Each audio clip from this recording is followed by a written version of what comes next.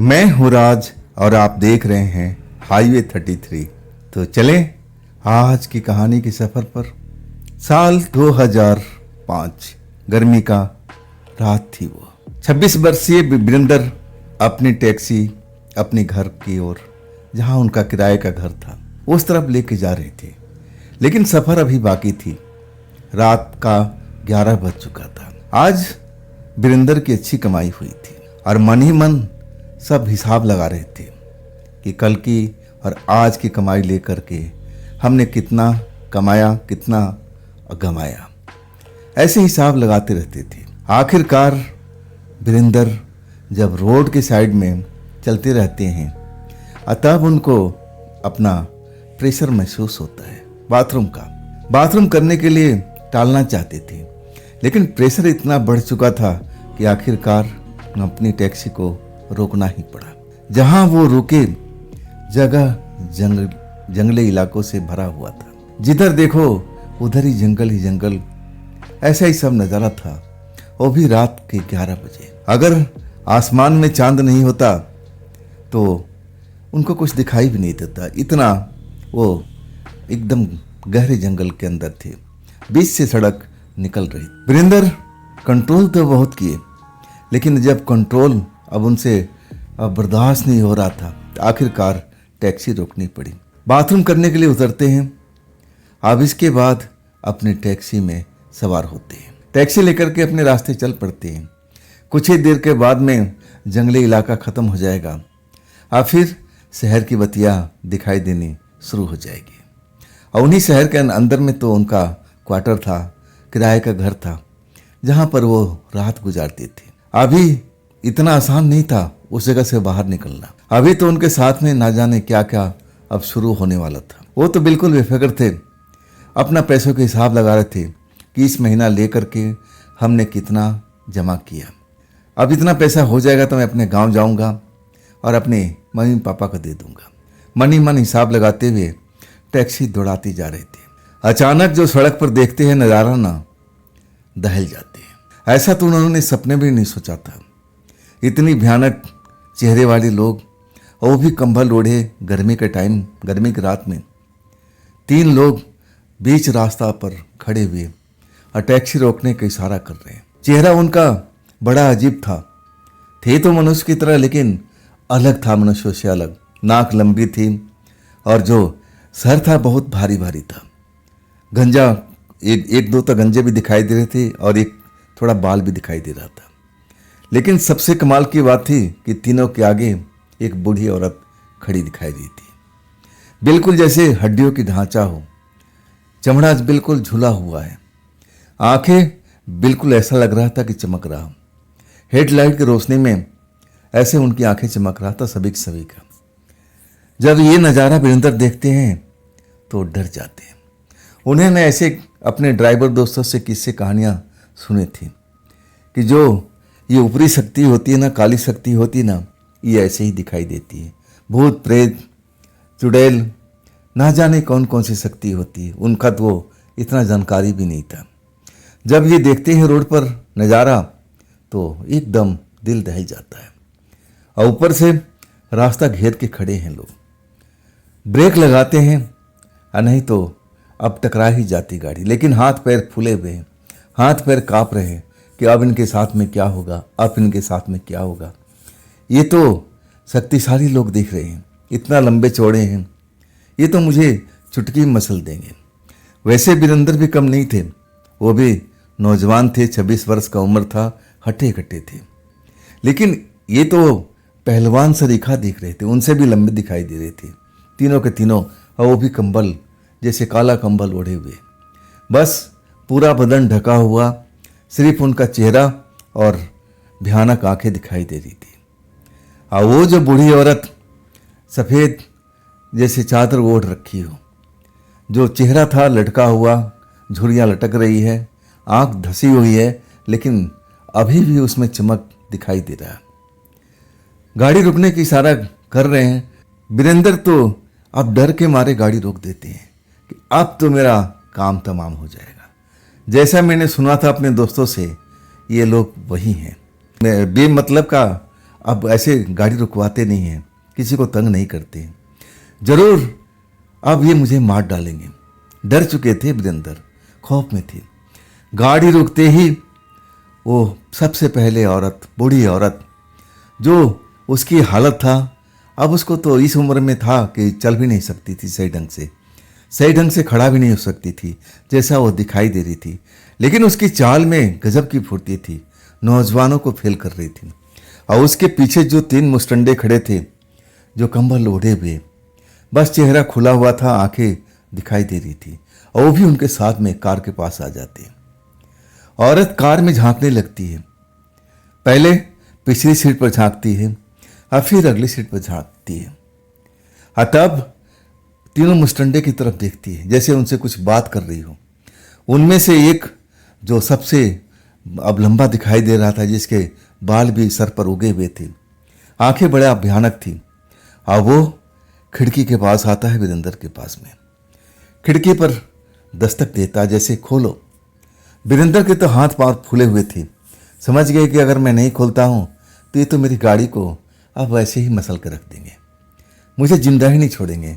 इससे बढ़िया है कि मैं इनसे बात करूं, इनको समझाऊं कि मैं ऐसा कोई गलत इंसान नहीं हूं। आप लोग क्यों मारना चाहते हो? डर के मारे वीरेंद्र खिड़की खोलते हैं, और तब बड़ी भारी आवाज़ में पूछता है कि तुमने किसी लड़की को देखा है? इधर से आ रहे हो ना, इस रोड से, जिसके हाथ में अब एक छोटी सी थैली है लाल रंग की? वीरेंद्र ने नहीं देखा था। वीरेंद्र मना करते हैं कि नहीं जी, मैंने नहीं देखा ऐसी लड़की को। लेकिन जैसे उन पर विश्वास नहीं कर रहे हो, फिर से उनकी गाड़ी की तलाशी होने लगी। अंदर कोई नहीं आता, ना उनकी गाड़ी को कोई टच करता है, बस खिड़की में से। अब वीरेंद्र तो सारी खिड़की खोल दिए थे कि अब जी भर के देख लो। अब ऐसे उनकी गाड़ी में कोई लड़की थी भी नहीं, तो डर किस बात का? अब समझ रहे थे कि हम दिखा देंगे तो हमारी जान छूट जाएगा, वीरेंद्र का मानना था। जब गाड़ी की तलाशी हो गई, लड़की कहीं उनको नजर नहीं आई। एक लास्ट चीज बचा हुआ था, डिक्की, और वो डिक्की भी खुलवाते हैं और डिक्की भी खोल देते हैं, लेकिन कहीं भी लड़की का अता पता नहीं है। तब वो लोग एक जगह इकट्ठा हो जाते हैं, औरत तीनों से खुसर फुसर करने लगती है। समझ नहीं पाते हैं वीरेंद्र कि क्या बात हो रही है। डर की स्थिति थी उनकी, वो तो चाह रहे थे कि कब मैं यहाँ से निकलूँ। ये तो वही लोग हो सकते हैं, ये अब सरल भाषा में कहा जाए कि भूत प्रेत, शैतान या फिर डायन बूढ़ी जैसी दिखाई दे रही थी।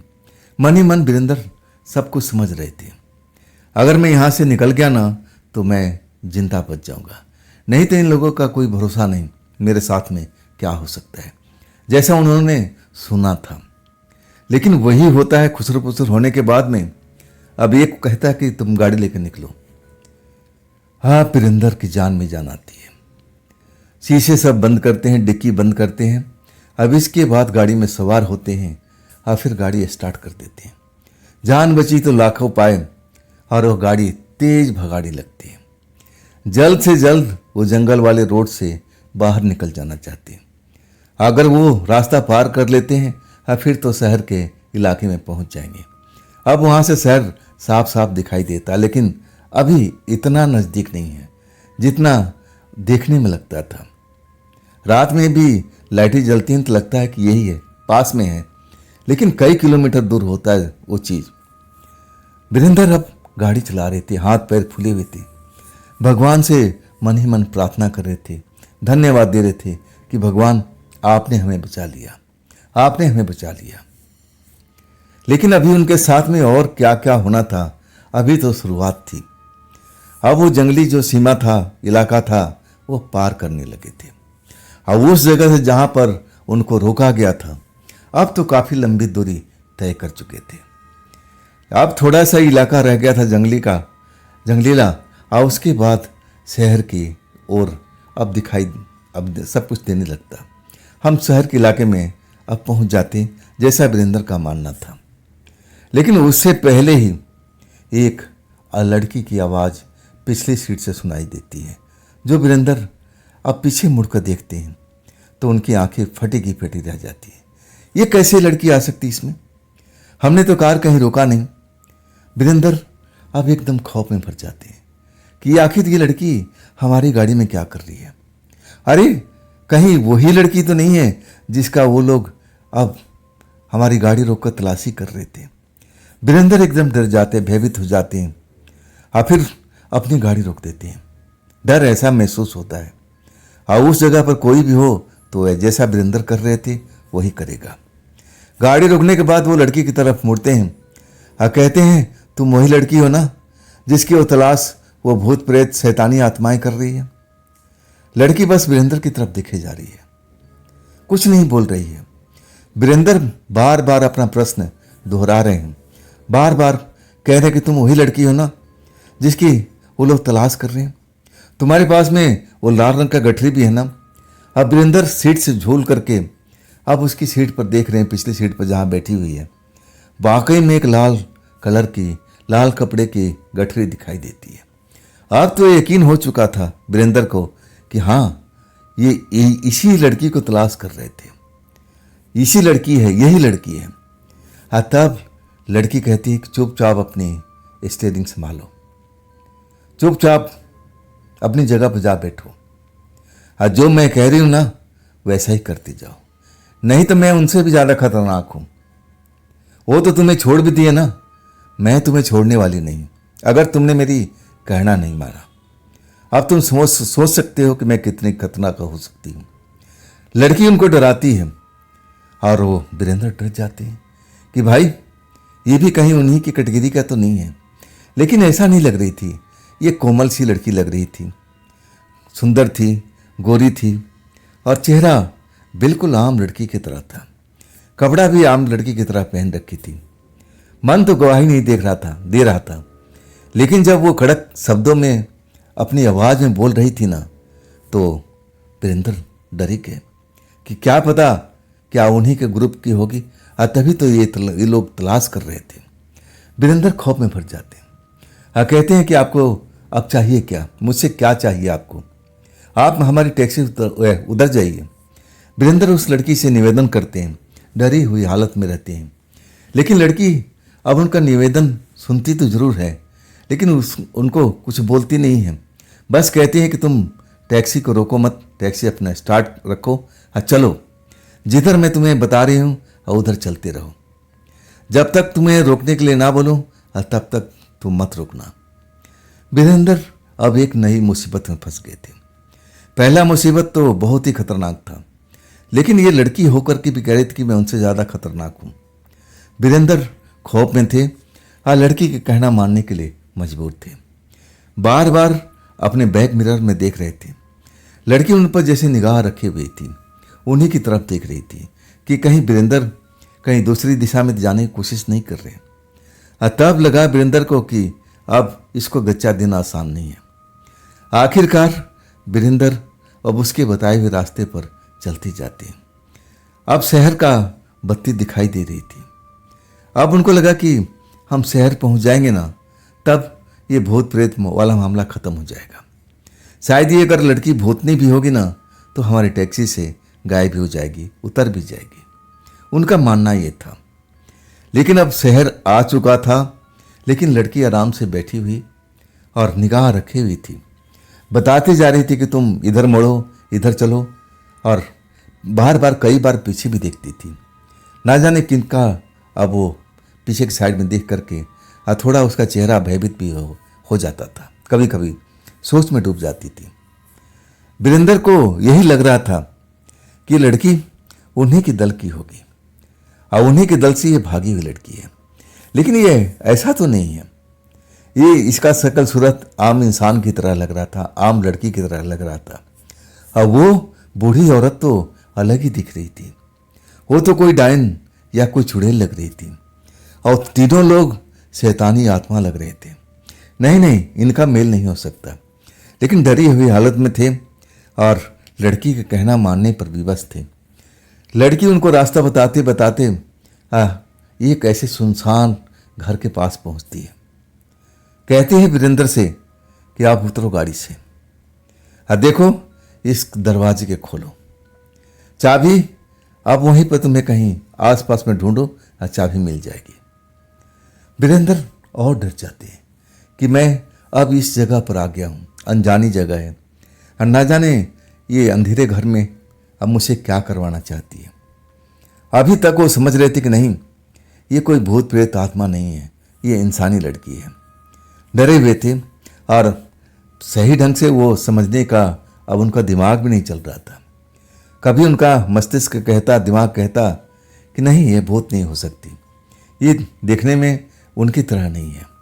लेकिन एक दूसरा जो मन था ना, वो कह रहा था कि वीरेंद्र, ये लड़की अपने मुंह से खुद बोली है कि मैं उनसे ज़्यादा खतरनाक हूँ, तो ये उससे ज़्यादा खतरनाक हो भी सकती है। डरे हुए हालत में लड़की के बात मानने पर अब मजबूर हो जाते हैं। वहाँ आसपास में जहाँ लड़की बताती है कि देखो वहाँ एक पत्थर पड़ा होगा, उस बड़ा सा पत्थर को उठाओ और उसके नीचे चाबी पड़ी होगी, इस ताला को खोलो। पत्थर उठाते हैं, बाकी में एक बड़ी सी चाबी मिल जाती है। वैसे ही बड़ा सा ताला गेट पर लगा हुआ है और उस ताला को खोलते हैं। ताला जंग लगा हुआ है, लेकिन बड़ी मेहनत के बाद आखिरकार खोलने में सफल हो जाते हैं। दरवाज़ा जो जाम हुआ पड़ा है उसको ढकेलने की कोशिश करते हैं, आप बड़ी मुश्किल से उसमें भी सफल हो जाते हैं। जैसे ही दरवाज़ा खोलते हैं ना, जैसे ही लड़की अंदर जाती है, वो जो अंधेरे से भरा हुआ घर था ना, अब एकदम रोशनी जैसा चमक आने लगता है। जैसे इसी लड़की के पास में अब वो स्विच बोर्ड था, बिजली का जैसे बल्ब जल गए हो। एकदम हैरान हो जाते हैं वीरेंद्र कि ये घर जो सालों से बंद दिखाई दे रहा था, बड़ा सा घर था, उसमें 3 कमरे अब वीरेंद्र को दिखाई दे रहे थे और उसमें हर कमरे में फर्नीचर रखा हुआ था। वीरेंद्र अब समझ जाते हैं कि ये लड़की का ही घर है। आखिरकार लड़की अब घर पहुंच गई तो वीरेंद्र को अब छोड़ देगी, उनका मानना था। लेकिन ऐसा नहीं होता है। वो लड़की दरवाज़ा बंद कर देती है। दरवाज़ा एक आवाज़ करता है और धड़ाम से बंद हो जाता है। डर जाते हैं वीरेंद्र कि अब मेरे साथ में क्या होगा, अब मेरे साथ में क्या होगा। खौफ में भरे रहते हैं। आज तब लड़की उनको लेकर के एक कमरे में आती है। एक खाली कुर्सी पर वीरेंद्र को बैठने का ऑर्डर करती है, बैठो यहाँ पर। वीरेंद्र डर के मारे बैठ जाते हैं। लड़की पलंग पर बैठ जाती है, अपने पैर हिलाने लगती है। अब वीरेंद्र से पूछती है कि तुम अपने बारे में बताओ, तुम हो कौन, तुम्हारा नाम क्या है और तुम्हारा परिवार में कौन कौन है। सब जानकारी वीरेंद्र को अब बोलने के लिए कहती है। वीरेंद्र डर के मारे हर एक बात अपनी बताने लगते हैं। मैं फलाने गांव के रहने वाला हूं, मेरे परिवार में इतने लोग हैं, मैं शहर में टैक्सी चलाने का काम करता हूं। जो भी वो देना चाहते थे जानकारी अपने बारे में, आज सब कुछ दे चुके थे। लड़की कहती है शादी हुई है, आज तब कहते कि नहीं, अभी नहीं, मेरे से अब पहले एक बहन का शादी होना है और उसके बाद में मेरा रिश्ता होगा। लड़की फिर गौर से वीरेंद्र को देखती है, मन ही मन कुछ अब जैसे सर हिलाती है, जैसे वो अपने आप को कुछ समझाने की कोशिश कर रही हो। और तब कहती है कि देखो वीरेंद्र नाम है ना। आज तब वीरेंद्र कहते हैं हाँ जी, मेरा नाम वीरेंद्र है। देखो अब तुम जो समझ रहे हो ना, मैं तुम्हें अब समझा देना चाहती हूँ। मैं तो उनके जैसा तो हूँ नहीं, जैसा वो तुम्हें दिखाई दिए थे। जो बूढ़ी औरत थी और वो तीनों लोग थी, तुम तो देख के समझ गए होंगे ना कि वो लोग क्या हो सकती हैं। वीरेंद्र डर के हालत में होते हैं, कहते हैं कि जी थोड़ा बहुत तो मैं समझ चुका हूँ। वो इंसान तो नहीं थे, वो तो लग रहे थे शैतानी आत्मा थी और बूढ़ी औरत डायन की तरह दिख रही थी, जैसा मैंने अब सुना है अपने यार दोस्तों से। अतः वो लड़की मुस्कुरा पड़ती है, कहती है तुम्हें भूतों के बारे में कुछ ज़्यादा ही नॉलेज है। वीरेंद्र एकदम चुप हो जाते हैं, डर जाते हैं कि कहीं उन्होंने गलत बात तो नहीं कह दिया। डर के अब एकदम चुपचाप खड़े हो जाते हैं कुर्सी छोड़ करके। लड़की कहती नहीं बैठो बैठो, फिर बैठ जाती हैं। लड़की कहती है कि मेरे बारे में तुम्हारा क्या सोचना है, मैं क्या हूँ, तुम्हें कुछ जानकारी है। वीरेंद्र उसको देखने लगते हैं, डर की हालत में होते हैं, लेकिन आखिरकार वो अपना फैसला बताते हैं। कहते हैं जी आप उनसे बहुत अलग हो, आप उन जैसे नहीं हो, आप इंसान की तरह हो, आप आम लड़की की तरह दिखाई देती हो। मुस्कुराहट उसके चेहरे पर आ गई। तब वो हंसते हुए कहने लगी कि हाँ, मैं ऐसा ही देखना चाहती थी आपको, अपने आप को। तुम सही परखे मेरे को। मैं इंसान जैसा दिखना चाहती हूँ, लेकिन मैं इंसान हूं नहीं। जब ये बात आप सुनते हैं वीरेंद्र ना, तो खौफ में पड़ जाते हैं। क्या मतलब? मन ही मन अब वो सवाल पूछने का हिम्मत नहीं कर पाती। तब वो लड़की मुस्कुराते हुए कहती, डरो मत, डरो मत, मैं ऐसे ही अब मजाक कर रही थी। मैं इंसान ही हूँ, मैं तुम्हें डराने की कोशिश कर रही थी, लेकिन मैं जादूगर नहीं हूँ, तंत्र के ज्ञानी हूँ मैं। मेरा जो शक्ति है ना, तंत्र मंत्र है। वो लोग मेरा कुछ भी नहीं बिगाड़ सकते। अब वीरेंद्र को इन तंत्र मंत्र के बारे में विशेष कोई जानकारी थी नहीं। आखिरकार उस लड़की का बात अब सुनते ही रह गया। लड़की अपने बारे में जो कुछ बता रही थी, अब वीरेंद्र बस उनकी तरफ देखते ही जा रहे थे। आखिरकार जो लड़की बताती है कि देखो, इस घर से तुम्हें अभी आज़ादी नहीं मिलेगी, तुम चाहोगे भी ना तो इस घर से बाहर निकल नहीं सकोगे जब तक मुझे अपनी सुरक्षा की गारंटी मिल नहीं जाता। तब तक तुम मेरे मेहमान बन के रहोगे, इस घर में रहोगे, तुम्हें किसी बात की तकलीफ नहीं होगी। अब लड़की के बात सुनते हैं ना, वीरेंद्र एकदम और खौफ में पड़ जाते हैं। क्या मतलब जी, मैं अपने घर नहीं जा सकता? मैं अपने काम धंधे पर नहीं जाऊंगा तो मेरा काम कैसे चलेगा? मेरी बहन की शादी होना, मुझे पैसे इकट्ठा करना है, अगर आप रोक देगी तो मैं क्या करूंगा? लड़की कहने लगी तुम उसकी चिंता मत करो, वो आने जब समय आएगा तो मैं उसकी भरपाई भी कर दूंगी, लेकिन मैं नहीं चाहती हूं कि तुम मुझे और तुम बाहर निकलो, तुम्हारी वजह से मैं पकड़ी जाऊं। ऐसा मैं रिस्क नहीं ले सकती। लड़की की बात सुनते ही अब वीरेंद्र फिर से दोबारा डर में आ जाते हैं कि भाई अब क्या करूं, अब क्या करूं? ये लड़की नहीं जाने देगी तो मेरा अब काम कैसे चलेगा? जान भी बचाना है। अगर मैं इस जगह से एक बार निकल गया तो मैं भूल करके इस एरिया में कभी नहीं आऊँगा, वीरेंद्र का मानना था। लेकिन लड़की जब जाने थी तब ना उनको अब अपने घर में वो कैद करके रखती है। अब वीरेंद्र कह रही कि तुम्हें यहाँ पर किसी चीज़ की फिक्र मत करो, टेंशन मत लो, जैसे मैं खुश हूं ना तुम भी खुश रहो। और कुछ ही दिनों की बात है, हमें छिप कर रहना पड़ेगा। अब मैं तुम्हें आज़ाद भी कर दूं ना तो उन लोगों को पता लग जाएगा कि मैं हूं कहाँ पर। वो सुगंध से सब कुछ पता कर सकते हैं। तब तुम्हारे साथ तो जो होगा होगा, मेरे साथ भी फिर वही सब शुरू हो जाएगा, जो मैं ऐसा चाहती नहीं हूँ। बड़ी मुश्किल से उनके अब मैं कैद से आज़ाद हुई हूँ, दोबारा उनके कैद में जाना नहीं चाहती। वो लोग बहुत ही शैतानी किस्म के इंसान हैं, जैसा मैं उनको देख रही थी। इंसान तो अब कह भी नहीं सकते उनको, उनमें तो ऐसा कुछ है ही नहीं इंसानी शरीर के जैसा। उनमें न कोई दया भाव है, ना किसी पर रहम करते हैं। जब ये बात सब सुन रहे थे वीरेंद्र जी, मन ही मन डरे हुए थे कि अब आखिर ये है क्या भला? मैंने तो ऐसा कभी सुना नहीं। ये किस्से कहानियों में ज़रूर सुना है कि जादूगरनी भी होती है, तो क्या ये वास्तव में कोई जादूगरनी है? मेरे साथ में क्या खेल खेलने वाली है? कुछ भी समझ में नहीं आ रहा था। तब वो रिक्वेस्ट करने लगते हैं कि देखिए, आप मुझे आज़ाद कर दीजिए, दरवाज़ा खोल दीजिए ताकि मैं निकल सकूं, अपनी बहन के लिए पैसे इकट्ठा कर सकूं, नहीं तो मेरी बहन की शादी नहीं हो पाएगी। अब इसके बाद मेरा भी तो शादी करना है। ये सब बात करते हैं तो लड़की मुस्कुरा देती है। कहती है कि वीरेंद्र, बिल्कुल मैं तुम्हें आज़ाद नहीं कर सकती।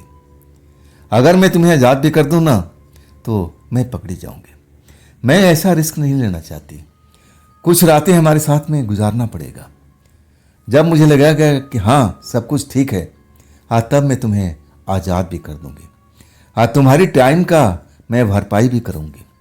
जो तुम अपना कमाते हो पैसा, अब उसकी भरपाई जरूर करूंगी। तुम्हें नुकसान नहीं होगा। अब जो तुम मेरी मदद कर सकते हो तो तुम्हें अब अच्छा लगेगा, मेरी मदद अगर करोगे तो मुझे अच्छा लगेगा, लड़की जो कह रही थी। वीरेंद्र जब सुनते हैं कि अब तो आज़ादी नहीं मिलेगी, लेकिन लड़की कह रही है कि मैं तुम्हारी सब कुछ जो घाटा हो रहा है और वो मैं भरपाई करूंगी। लेकिन डरे हुए थे, खौफ में थे कि ये जादूगरनी है और ये भी खतरनाक ही है। वो तो आत्माएं थी, शैतानी आत्माएं थी, एक डायन थी, लेकिन ये तो उनसे भी ज़्यादा पावरफुल है। तो ये लड़की उनके कैद में कैसे आ सकती है? वीरेंद्र इस पर गौर कर रहे थे, लेकिन समझ में नहीं आ रहा था। डरे हुए जब इंसान होता है ना, तो बुद्धि काम नहीं करती। वैसा ही कुछ हालत वीरेंद्र का था। डरे हुए हालत में लड़की उनको रिलीज करने का कोशिश करती है कि वीरेंद्र डरो मत, मैं तुम्हारा कोई नुकसान नहीं पहुंचाऊंगी, बस कुछ रात की बातें हैं, ये रातें हमें छिप करके रहना पड़ेगा, हमें बाहर नहीं निकलना है। जब मुझे लगेगा कि हाँ पूरा माहौल ठीक है, अब हम बाहर निकल सकते हैं, तो सबसे पहले मैं तुम्हें निकालूंगी, तुम डरो मत, तुम्हारी टाइम का भरपाई भी करूंगी। बार बार वो लड़की उनको समझाने की कोशिश कर रही थी। आखिरकार वीरेंद्र के पास में कोई ऑप्शन नहीं था, लेकिन जिद पर अड़ गए थे कि नहीं जी, मैं आपके साथ में रहना पसंद नहीं करूंगा, मुझे तो बाहर निकलना है, मुझे बाहर निकलना है। लड़की गुस्से में आ गई और सर पर उनका हाथ रख देती है। अब लगता है कि वीरेंद्र के जिस्म में करंट दौड़ने लगा। डर से अब व्याकुल हो गए, बिजली का झटका उनके शरीर में लगने लगा और आखिरकार जमीन पर गिर जाते हैं, बेहोश हो जाते हैं, उनको होश में नहीं रहता है। कुछ देर के बाद में होश में आते हैं वीरेंद्र। तब उनको लड़की होश में ला रही थी। कह रही थी कि देख लिए ना मैं क्या कर सकती हूँ, तुम्हें तो मेरी कहना मानना पड़ेगा, रो के मानो या हंस के मानो। मैं अपने को आपको अब वो उन लोगों के कैद में पाना नहीं चाहती हूँ जिनसे मैं काफ़ी दिनों से कैद में थी और वो मुझे छोड़ नहीं रहे थे। ऐसे ऐसे काम कराना मेरे से चाह रहे थे जो मैं कभी भूल के करना भी नहीं चाहती थी, लेकिन मुझे मजबूरी बस वो सब काम करना पड़ रहा था जो मुझे पसंद नहीं था। तो मैं फिर उस कैद में जाना नहीं चाहती। वीरेंद्र सुन लो तुम, और मेरी कहना मानोगे तो तुम फायदे में रहोगे। आखिरकार वीरेंद्र अब समझ चुके थे कि लड़की आम देखने में तो लग रही है, लेकिन आम जैसी नहीं है, इसमें भी वही जादू है जैसा ये बता रही थी। तभी तो सर पर हाथ रखते ही बिजली का करंट उनके शरीर में दौड़ने लगा था। बेहोश भी हो गए थे, खौफ में भर जाते हैं। अब लड़की की हर कहना मानने पर मजबूर हो जाती है। लड़की उनसे कहती है अगर तुम्हें भूख लगे, मेरे पास में खाना है, पानी है, तुम्हें किसी बात का कष्ट नहीं होगा। कष्ट यही है कि तुम इस घर से बाहर जा नहीं पाओगे जब तक मैं ना चाहूँ। आखिरकार अब अपने मन को समझाते हैं वीरेंद्र कि चलो अब ये बोल रही कुछ दिन की तो बात है, आखिरकार ये मेरे वक्त का भरपाई भी करेगी, पैसा भी देगी, तो मुझे अब इसके साथ देना भी चाहिए। अब रो करके हंस करके जैसा आप सोचा वीरेंद्र, अब तो मजबूरी थी उनकी। आखिरकार कहते हैं कि ठीक है जी, मैं आपके साथ रह लूँगा, लेकिन देखिए मेरे को कुछ होना नहीं चाहिए। तब लड़की हंसते हुए कहती कि नहीं वीरेंद्र, तुम्हारे साथ कुछ भी नहीं होगा, अगर तुम यहाँ से भागने की कोशिश करोगे तो मैं तुम्हें छोड़ूंगी नहीं, ये देख लेना। लड़की धमकाती है और वीरेंद्र डर भी जाते हैं। और फिर कहते हैं कि नहीं, मैं ऐसा कोई काम नहीं करूँगा। आखिरकार वहाँ तो मालूम भी नहीं लग रहा था, जैसे वीरेंद्र का कहना था कि कब रात हुई और कब दिन हुई। माहौल एक जैसा था, बिल्कुल शांत, ना बाहर का कोई शोर गोल का आवाज़, जैसे लग रहा था कि कोई बहुत पुरानी सदी में आ गए हो। ऐसा सदी में जहाँ पर ना गाड़ी हो, ना घोड़ा हो, ना ऐसा कोई संचार माध्यम हो, बिल्कुल ऐसी कुछ आवाज़ें भी नहीं सुनाई दे रही थी, जैसे आसपास में कोई रोड ना हो, ना कोई अब ट्रैफिक चल रहा हो, बिल्कुल शांत माहौल था। लड़की उनकी ख्याल रख रही थी, जो वीरेंद्र से पूछती थी कि क्या खाना है तुम्हें, वीरेंद्र बताते तो कुछ ही मिनटों में लड़की दरवाज़ा बंद करती। अब फिर कुछ ही देर के बाद दरवाज़ा खुलता और वो सब खाना वीरेंद्र को दे देती। मतलब लड़की ख्याल रख रही थी। आखिरकार अब लगने लगा वीरेंद्र को कि हाँ, ये लड़की मेरा नुकसान नहीं पहुंचाएगी, आज जो कह रही है वैसा ही करेगी। एक विश्वास सा अब दोनों में हो चुका था। और लड़की को भी लगा कि हाँ, वीरेंद्र इस घर से भागेगा नहीं। दोनों में अब एक तरह से समझौता हो जाता है, एक दूसरे का अब कदर भी करते हैं। और लड़की मन बहलाने के लिए वीरेंद्र को पास में बुला लेती है और दिन दुनिया की खबर के बारे में पूछती है कि बताओ कौन सी सदी है, कौन सी तारीख चल रहा है, अब दुनिया में क्या हो रहा है, कैसे कैसे सब चल रहा है। वीरेंद्र सब कुछ बताने लगते हैं। अतः वीरेंद्र को अब लगता है कि ये इतना सवाल क्यों पूछ रही है। वीरेंद्र शंका को समाधान करना चाहते हैं।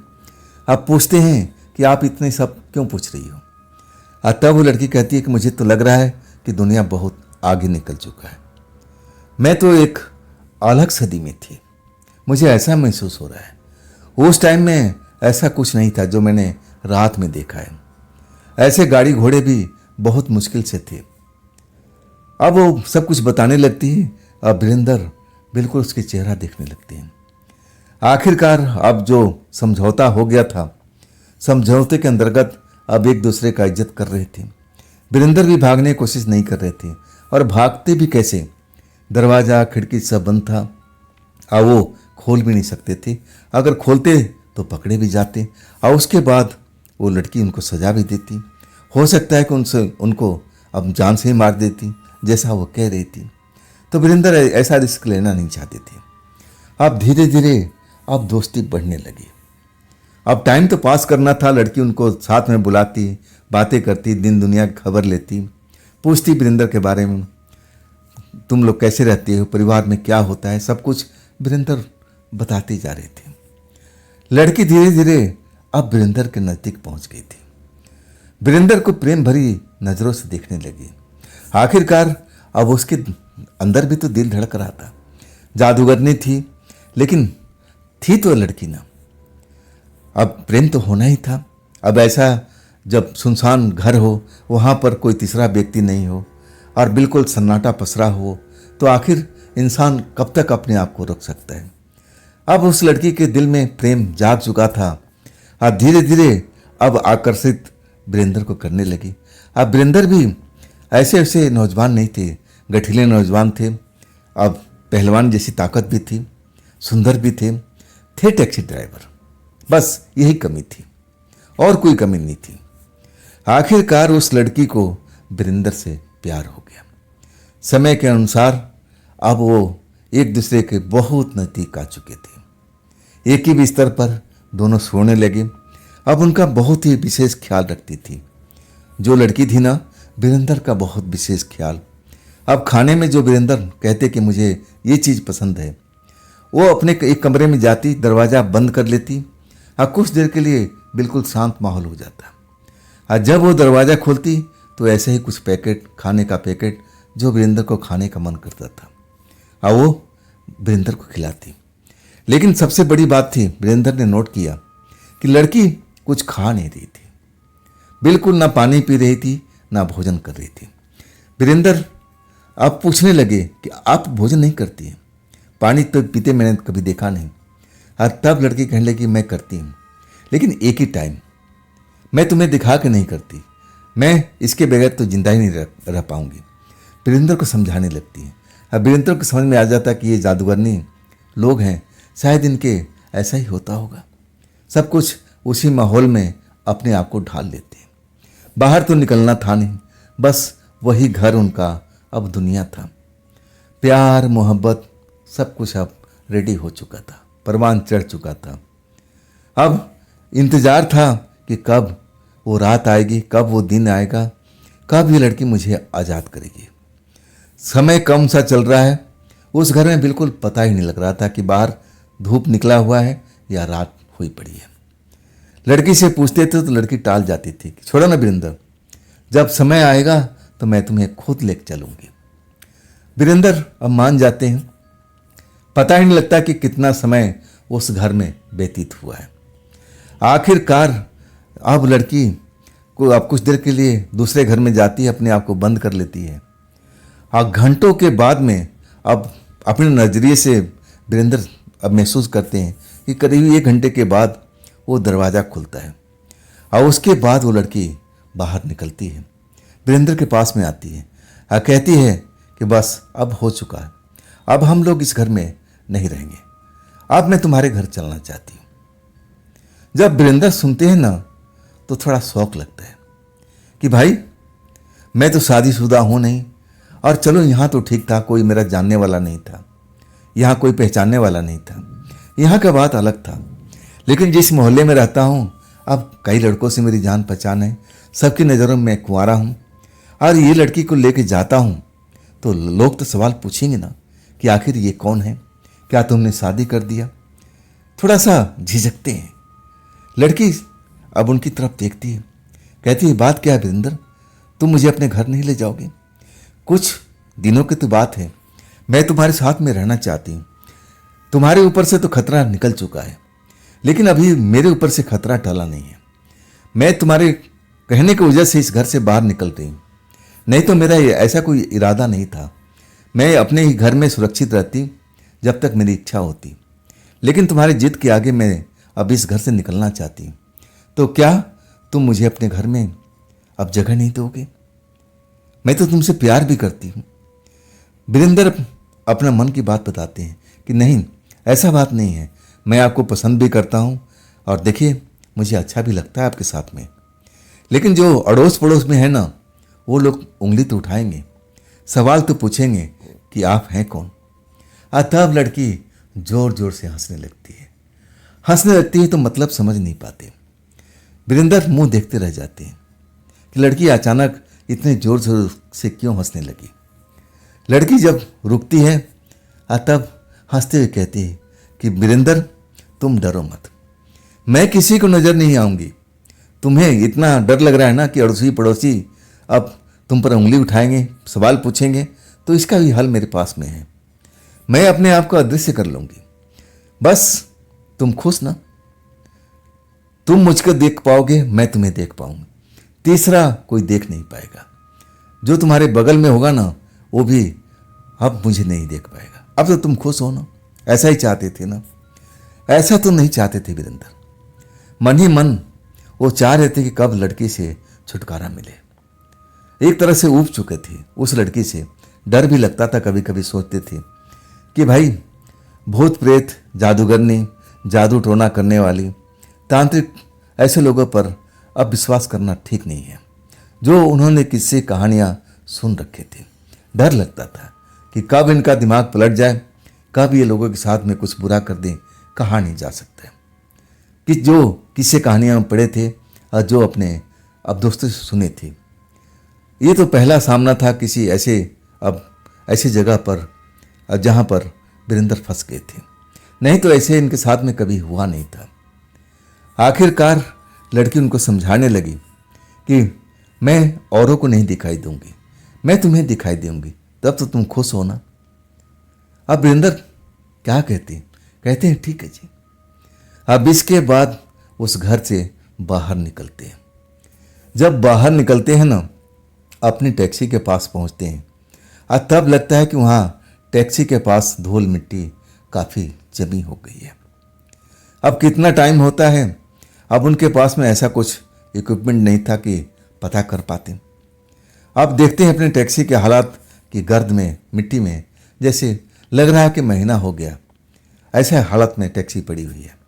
अपनी टैक्सी को साफ करते हैं और फिर टैक्सी को स्टार्ट करते हैं।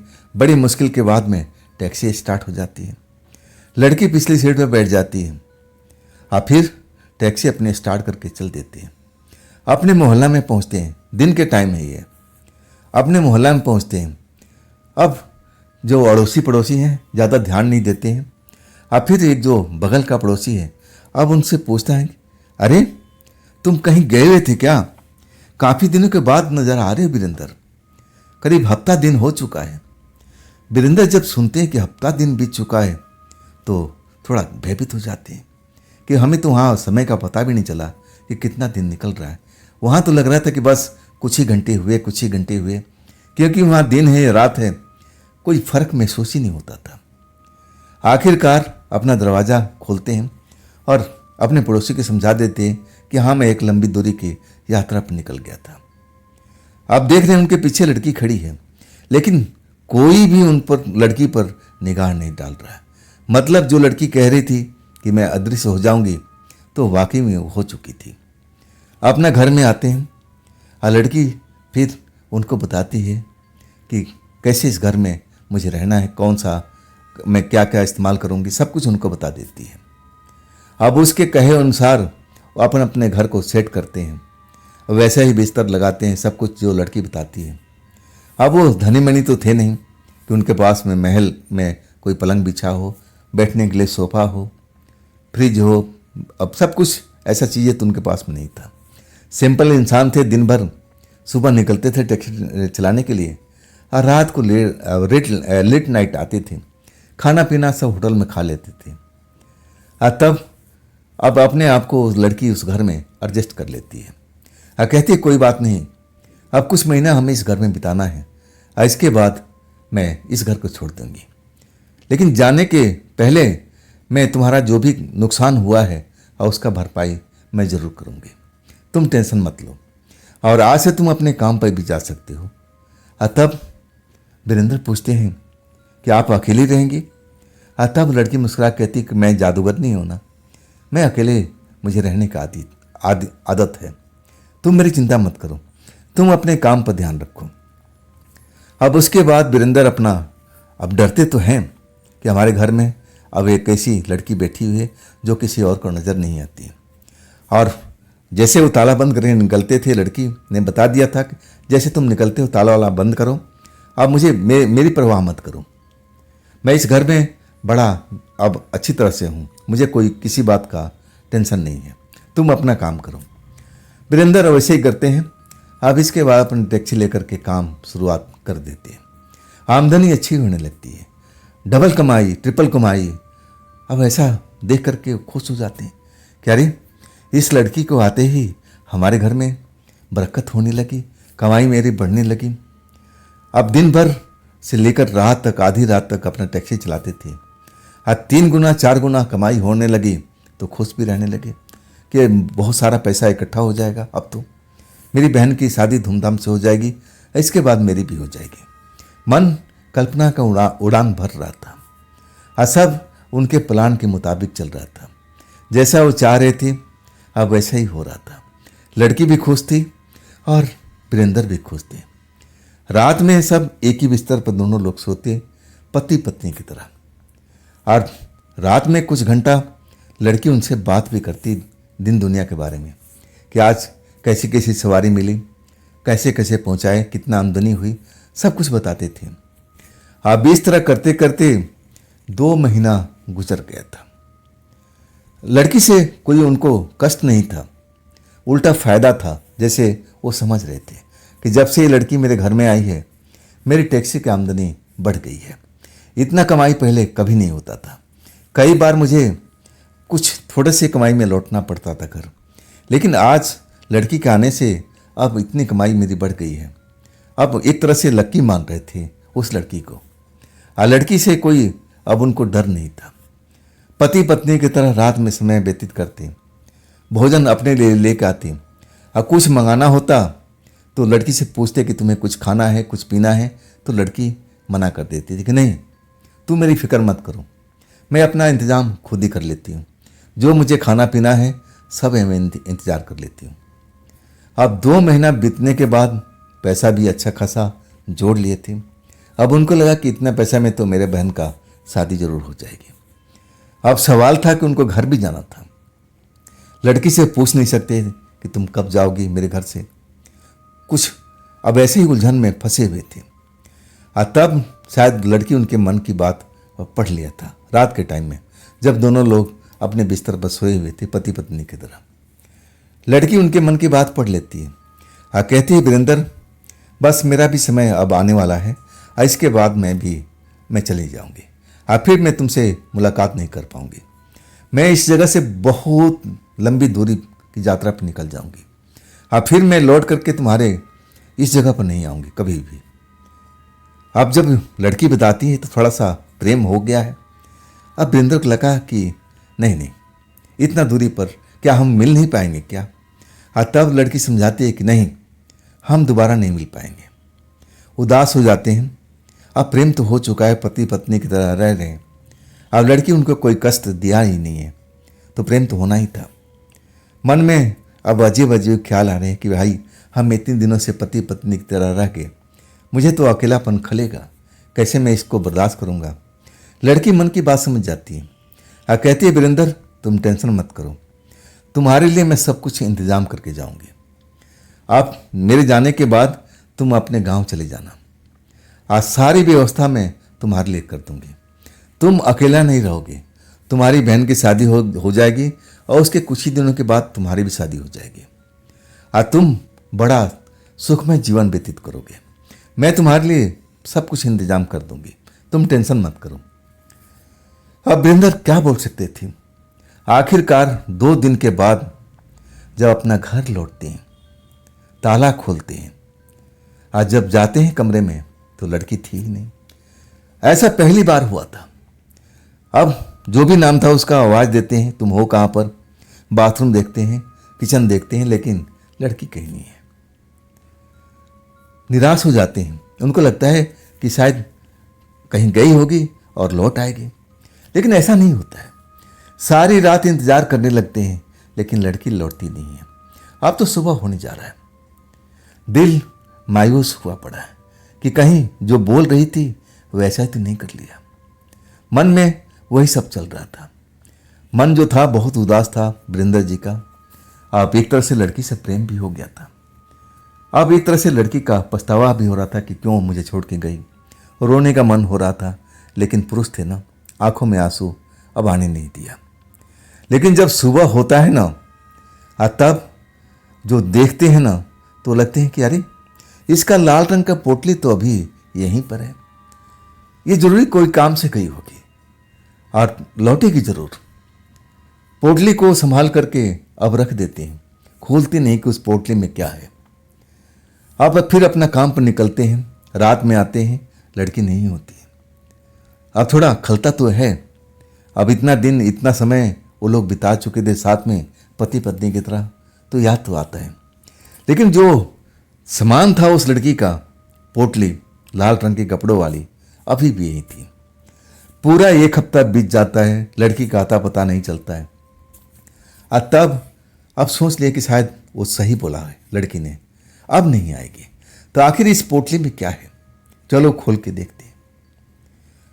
पोटली खोलते हैं और जब देखते हैं ना तो नजर तो टिक ही नहीं पा रही है, जैसे खजाना उनके हाथ में लग गया हो। सोने चांदी का जेवरात भरा हुआ है उसमें। इतना सोने चांदी का जेवरात देखते हैं तो 7वां आसमान मोड़ने लगते हैं। क्या इसी के बारे में बोल के गई थी कि मैं तुम्हें जो भी समय का अब नुकसान हुआ होगा मैं पूरी भरपाई कर जाऊंगी? क्या यही उसकी भरपाई है? सोने चांदी का आभूषण बहुत महंगा सब चीज़ है। अब देख करके थोड़ा आश्चर्य जरूर होता है। कहते कि नहीं नहीं ये मेरा नहीं, उस लड़की का है। फिर उस पोटली को बांध कर रख देते हैं, इंतजार करने लगते हैं। जब पूरा महीना गुजर जाता है, हाँ इसके बीच में कमाई भी वैसी चल रही है जैसे पहले उनके साथ में कमाई हो रही थी। 2 3 4 कमाई उनकी हो रही है, उसमें कोई कमी नहीं आ रही है। पैसा इतना इकट्ठा कर लिए हैं इतने दिनों में कि वो सोने चांदी की जरूरत नहीं थी, उतने में अपनी बहन की शादी बड़े मज़े में करा सकते थे। जो भी खर्चा था उसमें निपट सकता था। जब पूरा समय निकल गया और जब उनको घर जाने का टाइम आया तो अब समझ चुके थे कि अब वो लड़की कभी नहीं आएगी।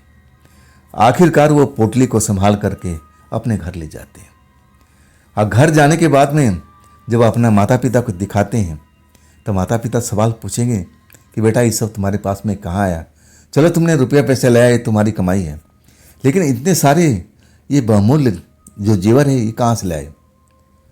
अब क्या बताती हैं, समझ में नहीं आ रहा था कि कैसे बताएं।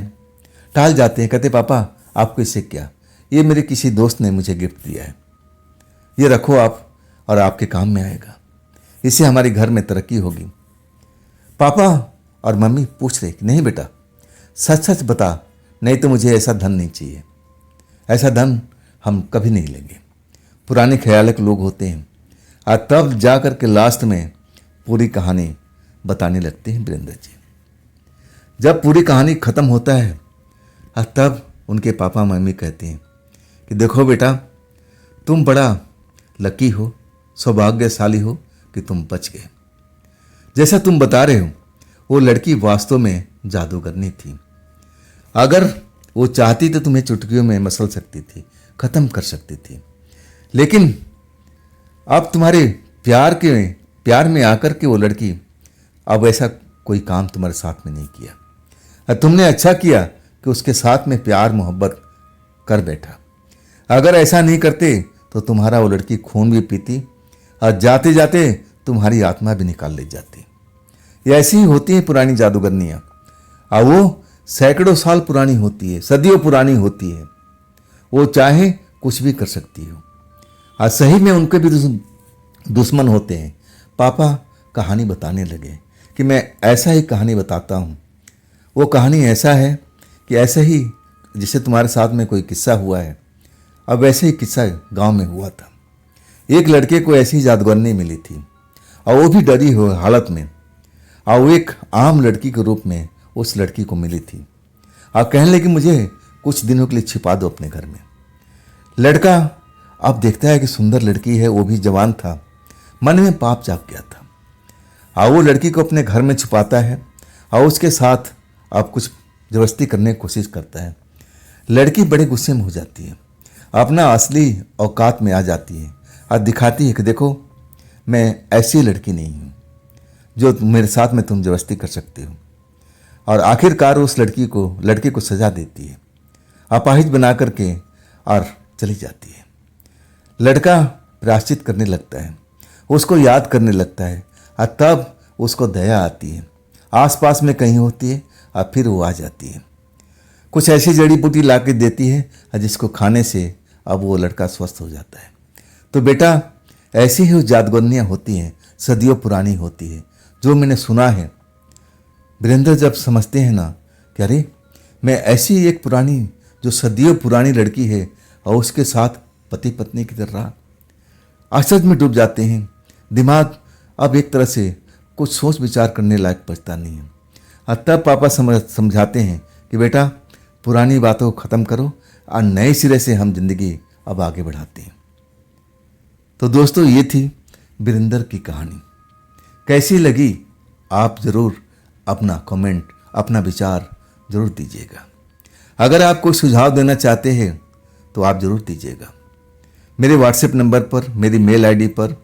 और हाँ दोस्तों, अगर आपके पास भी ऐसा कुछ घटना है जो आप मुझे बताना चाहते हैं तो आप मुझे ज़रूर बताइएगा। और फिर हम मिलते हैं ना कल की रात इसी चैनल पर और इसी टाइम पर। लेकिन जाते जाते इतना काम तो ज़रूर कीजिएगा, इस चैनल को आपने सब्सक्राइब नहीं किया है तो जल्दी से कर लीजिए, लाइक तो कर ही दीजिएगा और अपने दोस्तों को शेयर ज़रूर कीजिएगा। तो फिर हम कल मिलते हैं। नमस्कार जी।